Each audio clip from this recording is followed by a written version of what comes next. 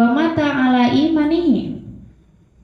Nah, yang dinamakan sahabat Nabi adalah orang yang berkumpul bersama Nabi Muhammad SAW setelah kenabiannya Nabi. Jadi ketika Nabi diutus menjadi Rasul, ya, setelah kenabian dan kerasulannya Muhammad, dan dia beriman dan sampai wafatnya dia dalam keadaan iman, maka itu namanya sahabat. Gitu. Jadi sahabat Nabi itu bukan cuman Abu Bakar, Umar, Utsman, Ali, tetapi secara pengertian umumnya adalah setiap orang yang bertemu dengan Nabi setelah kerasulannya Nabi dan beriman kepada Nabi sampai menemui ajalnya dalam keadaan iman. Nah, itu ya. Jadi itu namakan sahabat. Ya, jadi sumber hukum Islam itu ada 4. Yang pertama, kitab atau Al-Quran. Yang kedua, sunnah atau hadis. Yang ketiga ada ijma. Nah, nanti sumber hukum yang keempat itu adalah qiyas. Ini yang disepakati. Ada beberapa juga sumber hukum yang tidak disepakati. Gitu. Nah, jadi yang bukan bid'ah itu yang tidak sesuai dengan ajaran Al-Quran dan sunnah, ijma dan qiyas. Kalau Al-Quran kan udah pasti ngerti ya. Kalau Al-Quran, segala sesuatu yang dilarang ataupun diperintahkan di dalam Al-Quran itu adalah syariat. Begitupun hadis, ya, sesuatu yang pernah Rasul ucapkan maupun yang pernah Rasul praktekkan dalam kehidupannya merupakan hadis, ya. Nah, sekarang ijma mungkin di sini yang belum pernah dengar. Siapa yang udah tahu tentang ijma? Belum, ya. Jadi ijma itu kesepakatan para mujtahid. Ya. Ijma itu kesepakatan para mujtahid yang menetapkan hukum syariat setelah wafatnya Rasulullah Shallallahu Alaihi Wasallam. Gitu. Jadi ketika misalkan Rasul masih ada sesuatu yang tidak atau kurang dipahami di dalam Al-Quran, maka Rasul biasanya menjawab, ya kan? Nah, maka adalah timbullah hadis, gitu. Ketika Rasulullah wafat, nah maka ada namanya ijma. Ijma itu kesepakatan para ulama atau para mujtahid setelah wafatnya Rasulullah Shallallahu Alaihi Wasallam. Nah, kesepakatan tersebut bisa dijadikan sebagai sumber hukum Islam yang ketiga. Nah, setelah ijma, di bawahnya lagi ada qiyas. Nah, qiyas itu seperti menyerupakan, gitu, menyerupakan. Jadi qiyas itu adalah menyamakan suatu peristiwa yang belum ada sumber hukum dengan peristiwa yang ada sumber hukumnya, gitu. Jadi peristiwa yang belum ada sumber hukumnya diserupakan dengan peristiwa yang sudah ada sumber hukumnya. Contohnya apa? Qiyas.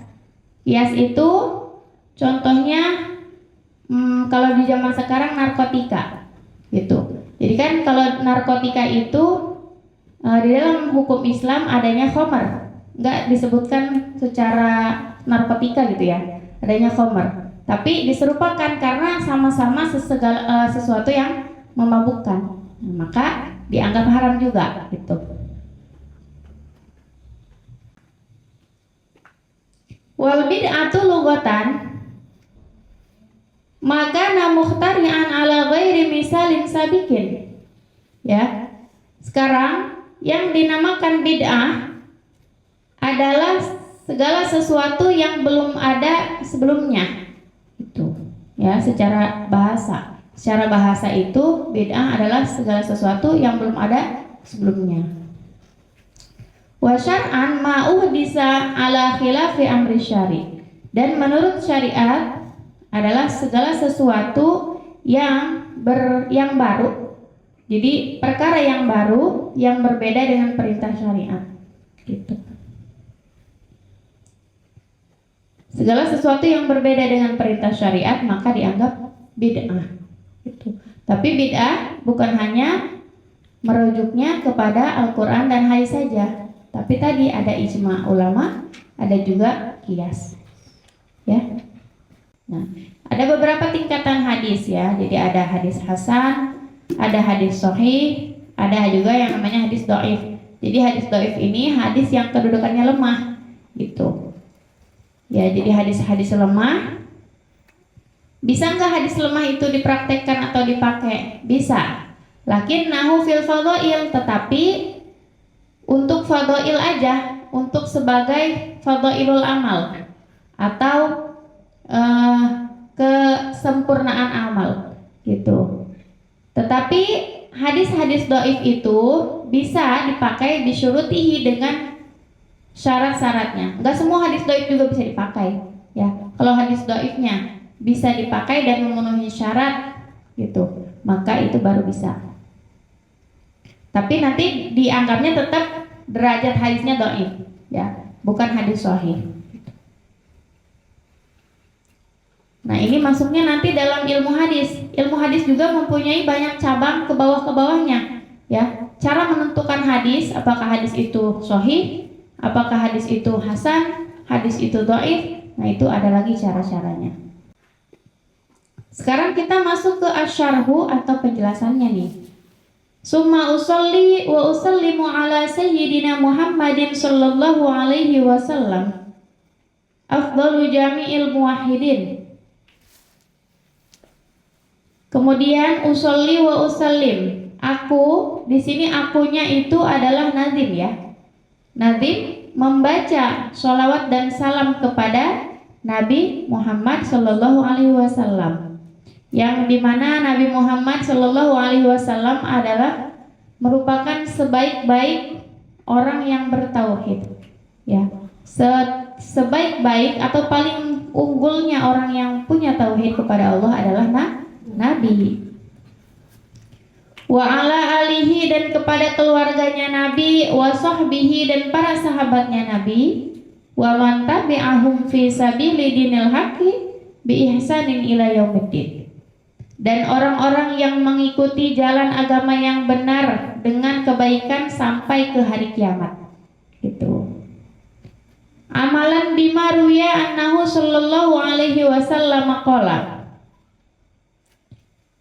karena mengamalkan hadis yang diriwayatkan dari Rasulullah sallallahu alaihi wasallam.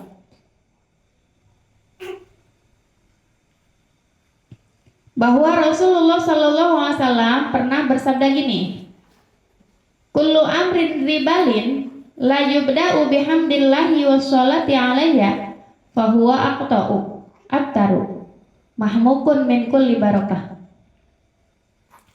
Bahwa setiap perkara yang memiliki perhatian di dalamnya, yang tidak dimulai dengan membaca hamdalah dan bersolawat kepada Nabi, maka perkara tersebut tertolak atau terhapus.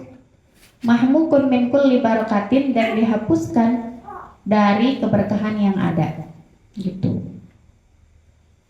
Nah, hadis tadi yang dibaca adalah hadis yang diriwayatkan dari Abdul Qadir Ar-Rahawi di dalam kitab Al-Arba'in. Qala Al-Haisami sanadahu dhaif. Ya, tetapi Imam Al-Haisami mengatakan bahwa sanad hadis yang tadi dibacakan adalah dhaif. Faidah. Suatu faidah tambahan aja ya kalau faidah itu. Qala Imam Syafi'i rahimahullahu taala, bahwa Imam Syafi'i rahimahullah mengatakan uhibbu ayyuqaddimal mar'u baina yaday khutbatihi wa kulli amrin talabahu hamdallahi ta'ala wa tsana'a alaihi subhanahu wa ta'ala. Bahwa Imam Syafi'i sangat menyukai ketika ada seseorang yang memulai, ketika dia membaca dua khutbahnya itu, di antara dua khutbahnya itu, atau ketika kullu amrin talabahu, ketika kita berdoa, ya, ketika khutbah ataupun berdoa mengucapkan hamdalah, dan mengucapkan pujian kepada Allah Subhanahu wa taala. Wassalatu ala Rasulillahi sallallahu alaihi wasallam, baru membaca sholawat kepada Rasulullah sallallahu alaihi wasallam. Maka ada ya di dalam rukun khutbah itu, khutbah Jumat terutama ya, yang pertama kan rukunnya itu membaca hamdalah atau pujian kepada Allah. Terus yang kedua membaca sholawat kepada Nabi. Yang ketiga berwasiat ya. Biasanya apa kata-katanya, ittaqu gitu kan, berwasiat untuk takwa. Dan yang keempat membaca ayat Al-Quran gitu, dan mendoakan kepada kaum muslimin dan muslimat.